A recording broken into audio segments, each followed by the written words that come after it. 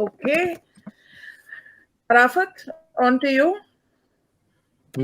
So for me, there were five big things. The first was taking over of Twitter by Elon Musk. But more importantly, so many things that we thought were conspiracy theories actually turned out to be true. The kind of censorship, the kind of ad hocing by liberals of Twitter rules, where rules were concocted just to impose a liberal agenda and things like that, these are all now proven fact. Right? They were market manipulating in that sense. They were not providing an equal opportunity for everybody. And apparently in the Indian context that would be criminal because you violated certain rules. And there is a case to throw Vijaya Gadde in jail if she ever comes back for any relative's wedding or things like that. And number one. Number two, for me, was the death of Her Majesty the Queen. More really because, she was all we grew up with. When you said the Queen, they didn't ask the Queen of Japan or the Queen of Jordan or the Queen of Bhutan. The Queen just meant the British Queen, right? Right. And she's one of the things you've kind of learned key. It's always God save the Queen. We don't even know God save the King. I mean, even now, if you notice these videos of people singing, they're correcting themselves to say king because they've grown up just singing queen, queen, queen, right? But more importantly, see, I'm not a big fan of monarchy generally, but I think she reminded us of what duty is, right? In an age where duty became unfashionable, she reminded us what duty was. The third was the Russian invasion of Ukraine because it changed so many things.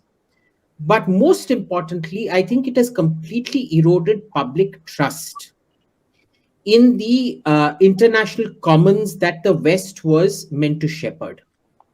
So, for example, reserve currencies, the free flow of goods and services, Pax Americana, etc., etc. That has all been completely destroyed. You will see the way the Indian government itself is preparing in terms of UPI to internationalize it and things like that. They are very clear that it is going. A lot of what they're doing is precisely to see to it that none of these things can ever be done to India later on. The fourth thing in all of this was, how weak the European Union actually is. Because remember, in February, March, April, they were threatening us with all kinds of consequences and this and that. Then they started shifting their position to, oh, what about common values? Do you not have common values? Arey, BC, they've bloody invaded and bombed 7 sovereign countries in the last 15 years. What common values are you talking about? They're behaving like a bunch of Nazis today. If you even open your mouth to express support for Russia, you're thrown in jail in Europe. Okay, Russians who live there, who do not publicly voice their opposition, like Mao Zedong's public condemnation of traitors and this and that, or what used to happen in Nazi Germany as well. You are you're thrown out of your job completely, this and that. Okay. And they still insist they're a paragon of virtue and democracy. So I think this entire democracy bullshit in Europe, we do not have any common values. Let's be clear about that. Europe is Europe, India is India. Our common values are minimal at best. Fifth was, I think, the Bharat Jodo Yatra, in that it shows you very publicly how disengaged from the voter base Rahul Gandhi actually is. Okay, because first, and how irrelevant the Congress is becoming. They could not get a single A-lister to march with Rahul Gandhi. All they got was B-list flops, yesteryear actors and things like that, to march with Rahul Gandhi. He also came off. Remember, there were the choreographed bits where a girl runs up to him, hugs him, and marches with him, and all of that. But then, if you actually saw the interactions, they were very tightly, there was a barrier between him and the ordinary people.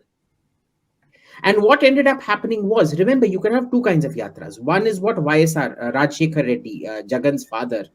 You remember he took out a yatra which covered. It was just 20, 30 of them walking from village to village and going about talking to people and finding out what they wanted. Not that they expected their problems to be solved, but they just wanted to be heard out. That was it. Right? The problem here is, like Pallavi said, it was all about I, me, myself. It is all about Rahul Gandhi. And the other people are just, everybody else is just a prop. Because see, you can have YSR kind of yatras without security where you can listen to people. Or you can have tamasha yatras like this with heavy security where the people will never be able to come close to you. Right? Then, and I'm surprised all of you missed this. This was the gem that he gave us yesterday or day before yesterday when he was asked what lessons did Rahul Gandhi learn? What did Rahul Gandhi take away from talking to the people in the yatra? I want you to listen to this.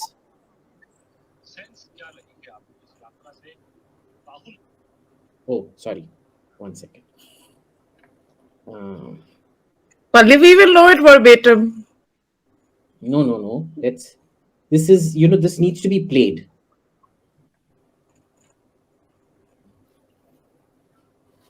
Sorry. Sense क्या लगी है आपको इस यात्रा से? राहुल गांधी ने क्या जो है सोच आपको मिली है लोगों की? क्योंकि जब से आपसे भाई साहब राहुल गांधी को मैंने बहुत सालों पहले छोड़ दिया. Oh yeah, this was at the earlier PC. Yeah.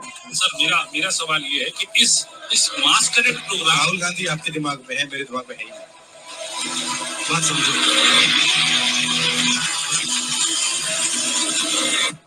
Try and understand आप अपने देश की ये देखो पाली बच्ची समझ गए आप? समझ गए? एक बंदा समझ गया. आपकी देश की फिलोसफी यही है, इसको समझो आप. What the hell is that? So I think what he's trying to say is that I'm a new, different Rahul Gandhi. No, but that wasn't the question that I asked. The question was, what did you hear from the people? And he made it about himself.